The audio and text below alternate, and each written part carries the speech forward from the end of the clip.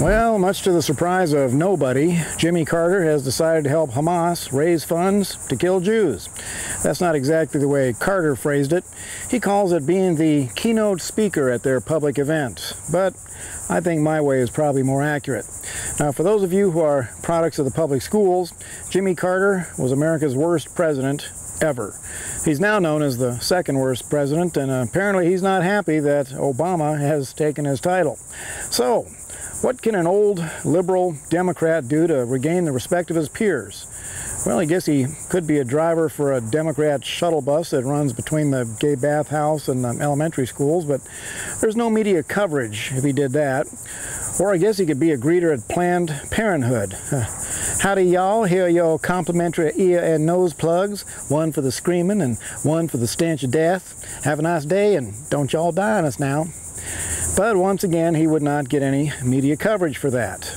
Now, to really impress the left, he needs to do something that sends a clear message of hatred towards the undesirables. You know, the people who actually know and honor God, or those Tea Party types who think the government should obey the law and be well managed.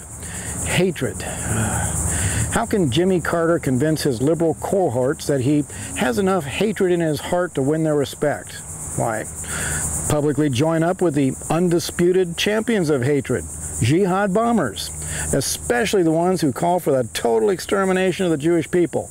Oh yes, old Jimmy's fighting hard to win back that worst president ever title. I bet the liberals are getting excited. I'll tell you, if there is ever a museum of national embarrassments, Mr. Carter will have his own wing. If it's in alphabetical order, just go past the Joe Biden and John Boehner wing. Those are combined because they both serve as Obama's vice president. The Carter wing should be right after the gigantic Hillary Clinton wing.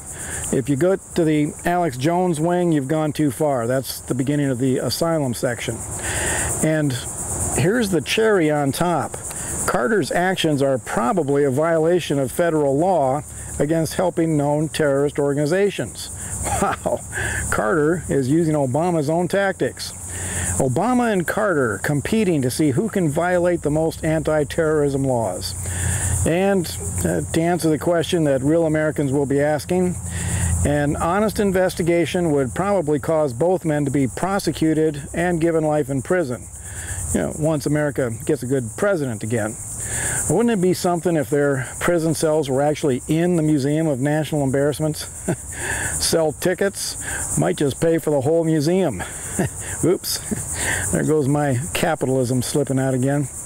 But tell you what, if enough of you become monthly donors, when the day comes, I will help fund the Jimmy Carter wing of the National Museum of American Embarrassments. This is Wild Bill for America. Thank you for watching, and America bless God again.